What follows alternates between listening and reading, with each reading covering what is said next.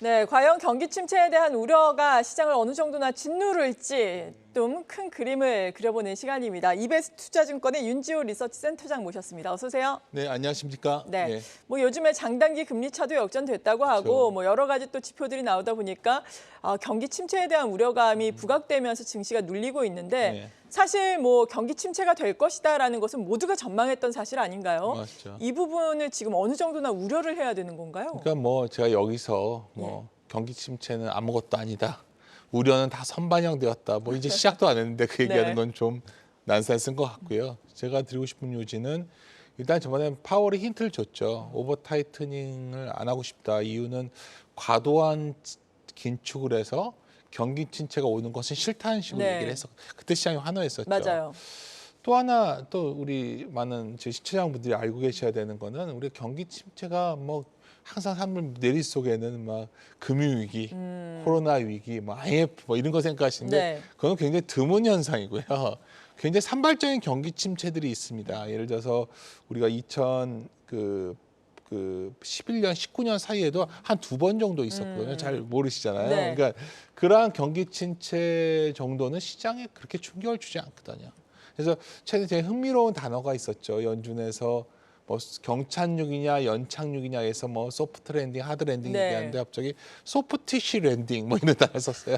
예. 그러니까 연착륙 같은 뭐 예를 들어서 그래서 제가 드리고 싶은 첫 요지는 뭐냐면 내년에 경기 침체가 오니까 빨리 주식을 다 팔고 도망가거나 아니면 지금 올라오지만 이거는 정말 마지막 데드캣 바운지야 이런 좀 조급한 마음보다는 그래 이러한 우려감들이 시장에 상당히 녹여내면서 주가가 어쩌면 지금 계속해서 좀 제한된 박스권에 네. 있는 것이 아니냐 뭐 이 정도 생각하는 게 낫지 않을까 저는 판단하고 있습니다. 네, 그렇군요. 그렇다면 이 제한된 박스권에 어느 정도나 머무를지 일단은 다음 주에 또 소비자 물가지수 네. FOMC가 상당히 중요한 관건이 될 텐데 네. 이 부분이 미치는 영향은 어떨까요? 물론 뚜껑을 열어봐야 알겠지만. 최근에 지표 나오면 되게 흥미로운 네. 지점이 있죠. 그러니까 뭐냐면 예를 들어서 고용이 나왔는데 ADP 고용은 쇼크가 나왔어요. 그거는 아무래도 좀 대기업들도 많고 네. 좀 서비스업 비중이 낮거든요.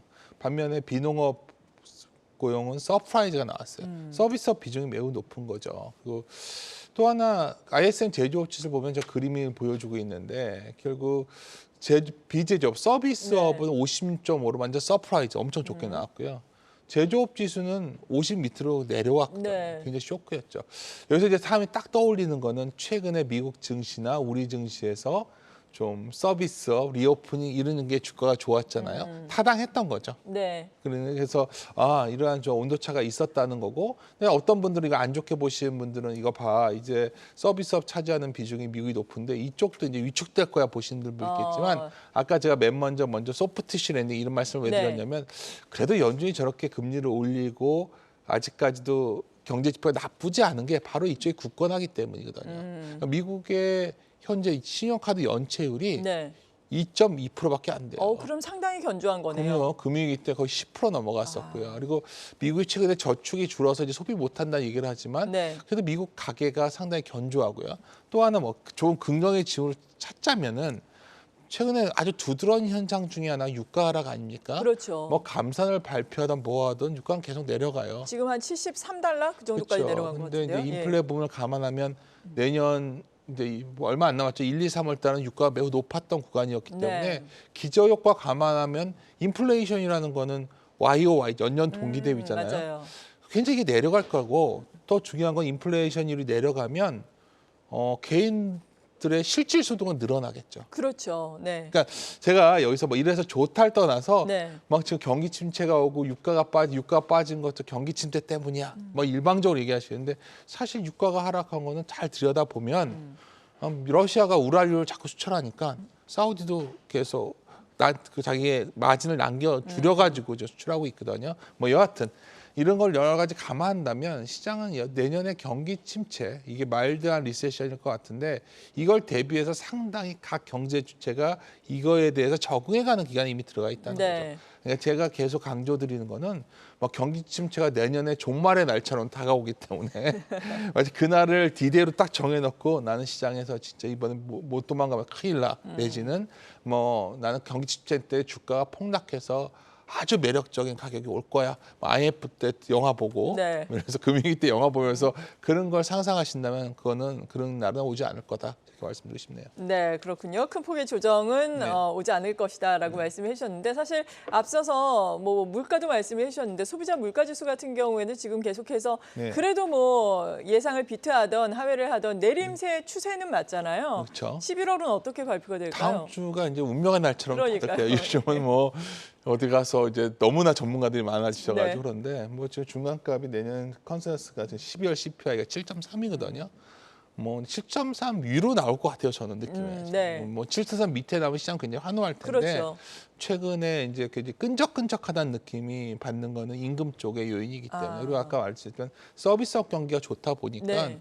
사실 서비스업 경기가 좋으면 미국 물가가 이렇게 확 내려가긴 쉽지 않지 않겠습니까? 근데 그러다 보니까 이제 내년에 뭐 2월에 금리를 50bp로 더 올릴 수 있다. 뭐 이런. 근데 항상 생각하셔야 되는 게 네. 우리가 지금 4%대 금리도 아무도 예상 못 했잖아요. 그렇죠. 맞아요. 5% 다음은 어느 정도 올까요? 지금 여러 가지 감안했을 때 아마도 시장을 굉장히 부정적으로 보시는 분이나 비정상적으로 보시거나 긍정적으로 보거나 대략 금리가 한 5에서 5.25 정도면 이제 거의 다 왔다 생각하시는 분이 네. 공감된 것 같아요. 그래서 이분을 너무나 염두에 두지 말아라. 다만 시장에서 뭐 내년에 갑자기 물가가 지금 내년 다음 주에 아마 7%대 초중반 나올 것 같은데 다시 3%대 갔을 때 과연 연준이 피봇을 할까 그건 다음 문제예요. 근데 그렇죠. 중요한 건 우리가 이 인플레이션이 너무나 지나치게 급등했었고 이거로 인해서 여러 가지 비용이 올라왔는데 그럼 여기서 생각해 봐야 되는 거죠. 아까 서비스업이 좋다 보니까 우리나라에서도 최근에 서비스 관련된 것들이 주가가 좋았잖아요. 네. 또 하나 생각해 볼 수 있죠. 이런 코스트가 좀 내려오게 되면 좋아지는 업종이 있겠죠. 유가가 내려오거나 당연하죠. 예. 고물가가 내려오면 뭐가 좋아질까요? 뭐 음식료 같은 것도 좋아질 수 있고 예를 들어서 좀 생각을 막 지수가 몇이냐 뭐 이런 것보다 내 포트를 어떻게 적절하게 좀 잘 유지할까 이렇게 접근하시면 이러한 변수가 그렇게 두려울 만한 사건은 아니다 저는 이렇게 생각합니다. 맞아요. 뭐 시장이 어려울 때도 네. 종목별로 보자면 선전하는 종목들은 반드시 있기 마련이니까요. 네. FOMC 회의 이야기를 조금 더 마무리를 짓자면은 지금 50bp 인상 가능성이 한 78% 네. 예상이 되고 있는 상황입니다. 네. 예상대로만 나와준다면 시장은 어떻게 반응을 할까요? 그러니까 내년 최종금리가 중요해요. 지금 뭐 아마 점도표 상으로 보면 내년 네. 5.25 정도까지 올라갈 것 같은데 네. 그러니까 제가 말씀드리고 싶은 거는 우리가 지금 0.25에서 4%대까지 올라왔잖아요. 그렇죠. 이 속도가 무서웠잖아요. 이거의 부작용이 지금 여러 군데 우리가 오늘 논의하고 있는 경기 침체의 가능성, 기업 실적의 역시장 가능성 이런 것들로 막 발현되고 있는 네. 거예요. 근데 여기서 끝이 보인다는 거, 금리를 내린다가 아니라 그거는 분명해 보이는 것 같습니다. 그래서 내년에 사실 월스트리트가 가장 좀 그래도 정보를 갖고 있는 미국의 기자 한 분이 내년에 2월에 50bp 올릴 수 있다 이 얘기를 네. 하는 바람에 더 그런데 뭐 그랜들 시장에 주는 충격은 굉장히 제한적이다. 저는 보고 있습니다. 네, 이번에 올리고 내년에 또 올리더라도 그래도 뭐 막바지에 다다랐다 이렇게 생각을 하고 계신 그렇죠. 거네요. 아마 그 단적인 예가 뭐냐면요. 예. 뭐 어떻게 모든 것은 좋게 보냐 나쁘게 보냐의 문제인데 최근에 시장 금리 보시면 좀 희한하지 않습니까? 뭐 연준이 이렇게 금리를 촉박 올린다고 해도 뭐 10년짜리는 뭐 경기 때문이다 치더라도 네. 뭐 단기 금리도 그렇게 치고 올라가지는 않습니다. 그리고 바로 결국은 뭔가 시장 금리는 미리 반응하기 시작했고요. 최근에 미국에 보면은 여러 가지 좀 등급 낮은 채권 금리들도 네. 상당히 안정화되고 있거든요. 어. 우리나라도 최근에 레고랜드발 사태 때문에 여의도가 굉장히 걱정이 맞아요. 많았거든요. 그런데도 불구하고 은행채 같은 것들은 네. 거래가 잘 돼요. 물론 수요가 강화되기보다 공급 쪽에 조절 요인이 있지만 여하튼 채권 시장의 불안감도 거쳐가고 있다는 점에서 네. 본다면 이 이슈가 우리가 두려운 건 이거 아니에요. 돈 거래가 안 되고 신용이 다 무너져서 그럼요. 서로 안 믿는 게 신용 경색 네. 아닙니까? 그 상황을 안 가고 있지 않습니까? 그렇게 본다면 이 문제도 너무나 해석할 필요는 없다 이렇게 생각합니다. 네, 그렇다면 어느 정도 이러한 시장의 우려감들을 지금 소화하는 과정에 있다라고 네. 볼 수도 있을 것 같은데 네. 이렇게 FOMC 회의도 마무리가 된다면 산타랠리 기대를 해볼 수 있을까요? 산타랠리는 네. 우리나라에 별로 없었습니다. 그거 그렇죠. 예. 그러니까 산타랠리 미국 얘기하는데 그거보다 네, 그러니까 이런 겁니다. 내년에 1분기 시장이 굉장히 중요할 것 같아요. 이 시점에서는. 1분기에 주식시장이 많이 안 좋을까? 어떤 분 좀 뭐 아까 말했지만 연준이라든가 역시 그 경기 침체 얘기하시는 네. 분들은 내년 초가 상당히 위험해 보여서 내년 4, 5월 경에 가야 기회가 온다고 많이들 생각하시는 것 같아요. 네. 한 번 더 빠져준다 뭐 이런 논리겠죠. 근데 뭐 아무도 몰라요. 저도 모르고 아무도 모르는 겁니다. 근데 저는 내년 연초가 굉장히 괜찮을 것 같거든요. 그래요? 이유는 경제 지표도 상당히 견조할 것 같고 예. 특히 중요한 건 최근에 실적에 대한 우려가 상당히 여러 가지 녹아내고 있습니다. 시장에. 제가 다음 시장에 그림을 하나 반영이 보여드리고 되고 있는데 있다. 예. 이익 사이클의 그림을 하나 있는데 보여드리면 말씀드리고 싶은데 네. 어쨌든 간에 항상 보면은 매출은 변동성이 제한적이고 이익 변동성은 매우 큽니다. 네. 지금 그래서 나가고 있네요. 그렇죠. 참 기업도 생명체인 거예요. 그렇죠. 법인이라고 하잖아요. 그러니까 기업들도 결국은 살아남기 위해서 조치를 취합니다. 뭐냐면 그렇죠. 갑자기 뭐 사람을 줄이거나 참 아픈 얘기죠. 네. 그리고 뭐 재고를 떨거나 뭐 어떻게 그러니까 투자도 축소하고 인력도 줄이고 막 이렇게 되기 때문에 네. 굉장히 안 좋아지는데 어느 날부터 이익이 먼저 줄어드는 폭이 감소해요. 네. 저기 지금 마지막 부분에 와 있는 건가요, 지금? 가고 있다는 거죠. 제가 어, 마지막인지 예. 아닌지 저물은 알 수 없는데 아, 그렇죠. 예. 저런 액션. 그러니까 우리가 여기서 종목을 어떻게 골라야 되냐? 이제부터는 구조 조정, 대규모 생산을 조절했다, 재고를 떨었다, 네. 뭐 이런 뉴스가 좋은 뉴스인 거죠. 예를 들어서 그래서 기업들이 실적이 턴어라운드 된다는 지금 당장은 좋지 그게 않지만 중요하죠. 예. 그게 중요한 포인트입니다. 최근에 보면 흥미로운 게 영화관 관련된 주식도 그렇고 네. 뭐가 있을까요? 상당히 많은 종목들이 그런 식으로 움직이고 있고 다음 그림도 데이터로 보여드리는 건데 네. 결국 주가가 이제 굉장히 역시적 장세 온다고 다 겁을 내잖아요. 네, 이걸 좀 근데 설명을 좀 해주시죠. 위에 보시면 예. 역시적 장세가 막 위에 보면 짙은 선이 네. 이익률이에요. 딱 보다시피 굉장히 많이 내려와 있죠. 급격하게 낮아진다. 11월 달에 저기 6.76이었구나. 6.76. 예. 근데 12월 지금 한 6.8이 넘어가더라고요. 그러니까 어떻게 보면 영업이익률은 미리미리 바닥을 쳐가고 있는 거 아실까? 더 중요한 건 그렇게 되면 네. 매출은 아직 크게 안 줄었으니까 아마 실적 발표하면 매출은 막 줄어드는 뉴스가 나올 거예요. 네. 요즘 미국의 뉴스도 보시면 감원 뉴스 많고 많죠. 매출 감소 뉴스 많잖아요. 네. 근데 이익은 그 전에 돌아선다는 거죠. 그러니까 저는 내년에 막상 실적을 우리가 1분기 실적이 저런 우려 때문에 상당히 좀 부정적으로 바라보고 있지만 예. 아마도 그만큼 나쁘진 않겠다 얘기가 나올 수 있다는 겁니다.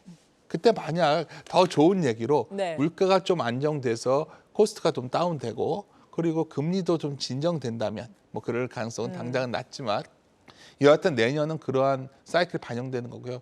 지금 어떻게 보면 기업 실적에 있어서 가장 악영향을 주고 있는 거는 IT거든요. 그렇죠. 반도체 네. 그렇지 않습니까? 근데 이제 제가 이 말씀을 가끔 드려요. 벌써 코로나 끝난 지가 4년 돼 가더라고요. 시작된 그러면 지가, 이런 예. IT 사이클도 아마 내년 2024년 되면 다시 뭐 핸드폰도 좀 사고 노트북도 사고 그럴 수 있죠. TV도 살 시기가 온다는 거죠. 그렇게 본다면 기업들은 올 내년 초에 아마 재고를 엄청 떨 것 같아요. 네. 그래서 제가 이것 때문에 욕도 먹는데 뭐 TV 싸게 사는 기회다 하니까 뭐 제가 이거 농담처럼 억지로 말씀드리는 건데 재고를 떨어내고 나면 새로운 사이클이 돌기 시작하겠죠. 그래서 저는 만약 내년을 바라봤을 때 연간으로 봤을 때 이렇게 확 무너지는 장일까. 제가 신중호 팀장도 아시지만은 예. 우리 신중호 팀장이 그래서 내년을 바라볼 때 저한테 상고하고 장세라고 얘기하죠. 엄청 웃었던 적이 있어요. 상고하고 그게 뭐냐면 예. 언론사에서 인터뷰가 오면 뭐 예. 상저하고냐 상고하자냐 하는데 저도 사실 그거 여쭤보려고 했는데. 네, 근데 상고하고가 무슨 의미냐면 많이 올라간다가 아니라 네. 그냥 스테디하다는 거죠. 막 엄청 빠지지도 않고 예. 엄청 빠르게 올라가지도 않고 어떻게 보면 되게 바닥을 좀 단단하게 올라가는 장세가 아닐까. 이런 장세가 네. 온다면 우리가 고민은 하나로 집중돼야 됩니다. 예. 포트폴리오 어떻게 운영할 것이냐. 그러니까요. 어떻게 해야 될까요? 아까 계속 힌트를 드리는 겁니다. 결국 제가 드리고 싶은 요지는 결국 지금까지 안 좋았던 상황들 때문에 상당히 실적이 부정적으로 작동됐던 종목들이 턴어라운드 할 수 있겠느냐. 네. 근데 당장 반도체는 좀 시간이 걸릴 것 같으니까 그렇죠. 최근에 하이닉스가 막 빠지고 있지만 맞아요. 또 어제 보니까 하이닉스가 뭐 캐파를 갖다가 생산 수주를 안 하겠다고 발표하더라고요. 네. 그런 건 좋은 뉴스라는 거죠. 오히려. 아, 그럼요. 예. 오늘 계속 힌트를 드린 거 제가 여기서 뭐 종목은 뭐가 날아갑니다 이런 말하는 사람은 아니지 않겠습니까? 네, 그렇죠. 근데 여기서 또 중요한 포인트는 미리미리 어쩌면 지난 기간 동안 구조조정이 된 산업들이 있잖아요. 있죠. 그런 산업들도 뭐 지금 다시 자리가 차기 시작하면 뭐 여행도 그럴 것이고 영화관도 그럴 것이고 네. 뭐 그러니까 이런 것들로 접근하기 시작하면 시장이 상당히 견조해 보여요. 예를 들어서 면세점 같은 경우도 나아지지 않을까요? 뭐 다들 나아지겠죠. 좀 그래서 올라오고 있잖아요. 그렇죠. 그래서 순서대로 아마 턴어라운드 되는 국면에서 포트폴리오를 짜간다면 아마 시장은 생각보다 뭐 지금 지수만 바라보면서 매일매일 뭐 언제 끝날 것이냐 이런 고민할 시간에 그게 훨씬 더 생산적인 고민이 아닐까 저는 이렇게 판단합니다. 네, 항상 들으면은 투자의 의미, 투자의 가치에 대해서 또 생각을 해볼 수 있어서 참 이 시간이 좋은데 네. 마지막으로 여러분들께 한 해를 마무리하면서 당부의 말씀이 있으시다면요. 뭐 저는 하는 일이 원래 매크로 보는 일입니다. 네. 근데 이제 제가 강조드리는 건 뭐냐면 좀 매크로가 좀 과잉인 시장이 상당 기간 이어지고 있다고 봐요. 우리가 다음 주에 좀 모든 사람은 다 하나의 단어로 모아집니다. 그렇죠. 다음 주에 결국 미국의 물가가 어떻게 나오냐에 네. 집중하고 있는데 그 고민이 적절한 고민인지 저는 아마 반문하셨으면 좋겠어요.